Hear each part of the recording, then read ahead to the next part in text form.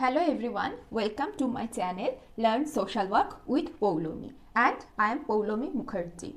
So today we'll discuss about theories of social work practice. Let's get started. Four basic components formulates a theory: concepts, facts, hypotheses and principles.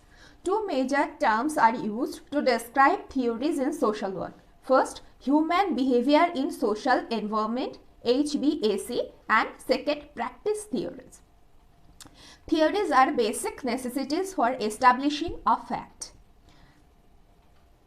Cannoli and Hermans clarified that HBAC, human behavior in social environment theories, should include theories of inner world, psychodynamic approaches, as well as theories of outer world.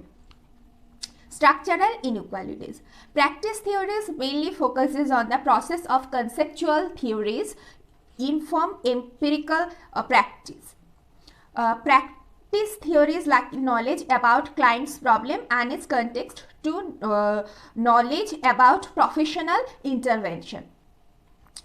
Theories used in social work practice are: first, we will discuss about Oriental theories. Oriental theories describe and explain behavior, particularly when it comes to how problems develop. Cannoli and Herms clarified that HBAC theories should include theories of inner world, that is psychodynamic approaches, as well as theories of outer world, structural inequalities. Practice theories mainly focuses on the process of conceptual theories inform empirical practices. Practice theories like knowledge about client's problems and its context to knowledge about professional intervention. Theories used in social work practice. First is Oriental theories. Oriental theories describe and explain behavior, particularly when it comes to how problems develop. Oriental theories also attempt to explain large-scale societal problems such as poverty, mental illness, crime, and racial discrimination. Important Oriental theories are discussed as follows. First is general system theory.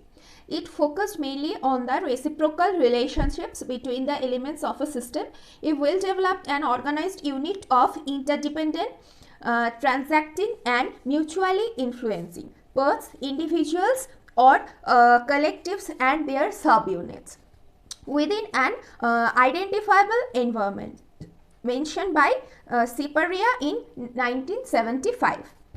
Next is psychodynamic theory. This was coined by Freud. As per this theory, emotion plays an important role in human behavior and concerned with how these internal needs, drives and emotions motivate human behavior. By focusing on how the ego mediates between the individual and their environment, social worker can facilitate healing by placing attention on a client's ego defense mechanisms to protect individuals from becoming overwhelmed by impulses and threats. Next is social learning theory. It was formed by Albert Bandura.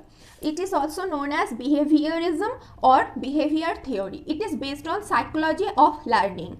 By focusing on how individuals develop cognitive functioning, social workers can understand how these cognitive structures enable adaptation and organization.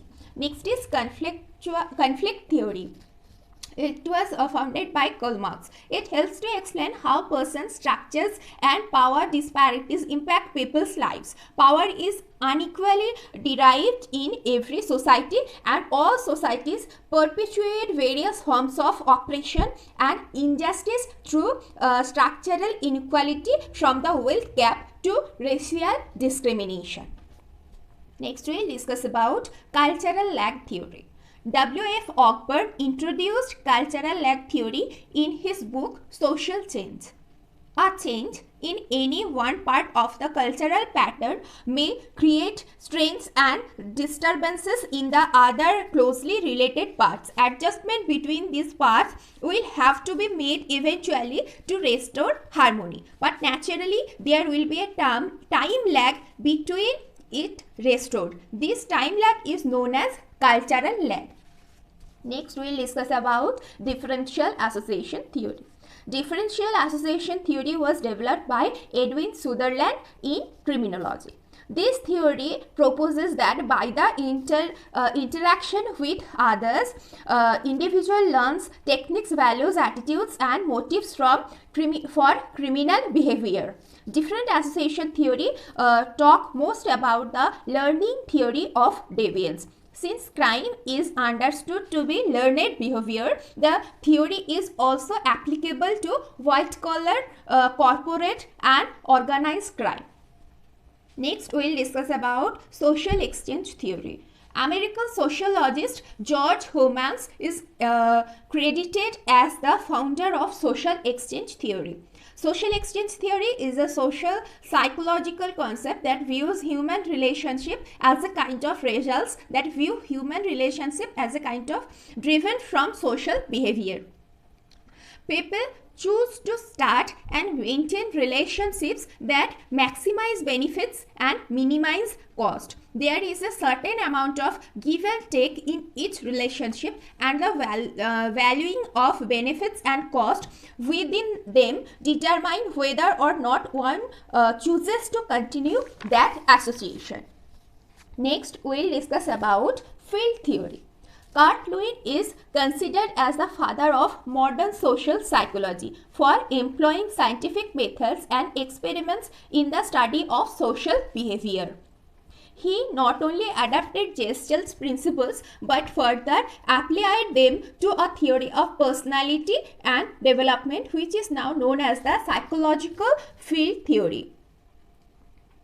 This concept was presented by Lewin in the form of a mathematical equation known as Lewin's equation for behavior, stating that behavior, capital letter B, is the function, small letter f, of the person, small letter p, interacting with his environment, small letter e. So, capital letter B equal to small letter f in bracket small letter p, comma small letter e.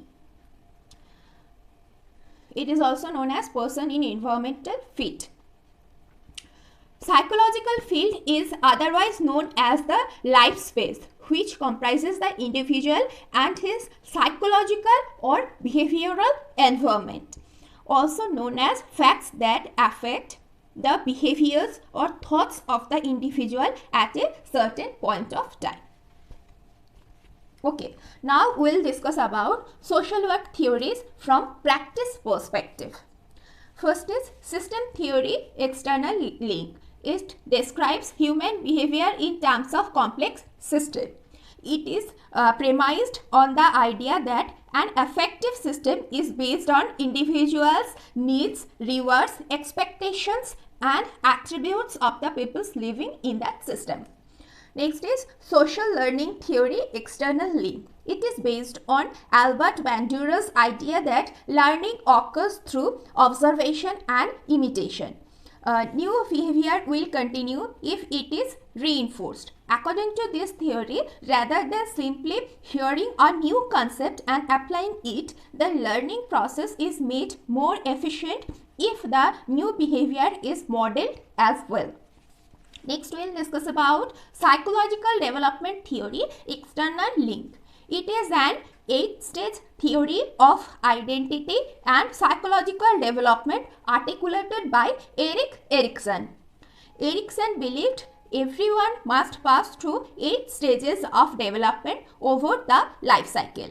That is hope, will, purpose, competence, fidelity, love, care, and wisdom. Each stage is divided into age ranges from infancy to older adults. Next is psychodynamic theory, external link. It was developed by Sir Edmund Freud and explains personality in terms of conscious and unconscious forces. This social work theory describes the personality as consisting of the id, that is responsible for following the basic instincts. The superego attempts to follow rules and behavior morally, and the ego mediates between the id and the ego. Next is transpersonal theory, external link. It proposes additional stages beyond the adult ego. In healthy individuals, these stages contribute to creativity, wisdom, and altruism. In people lacking healthy ego development, experiences can lead to psychosis. Next is rational choice theory, external link. It is based on the idea that all actions are fundamentally rational in characteristics, and people calculate the risk and benefits of any action before making decision. Now we will discuss about social work practice model. First is problem solving model, external link. It assists people with the problem solving process rather than tell clients what to do. Social workers teach clients how to apply a problem solving method so that they can develop their own solutions. Next is task center practice model, external link. It is a short-term treatment where clients establish specific and measurable goals. Social workers and clients collaborate together and create specific strategies and steps to begin reaching those goals.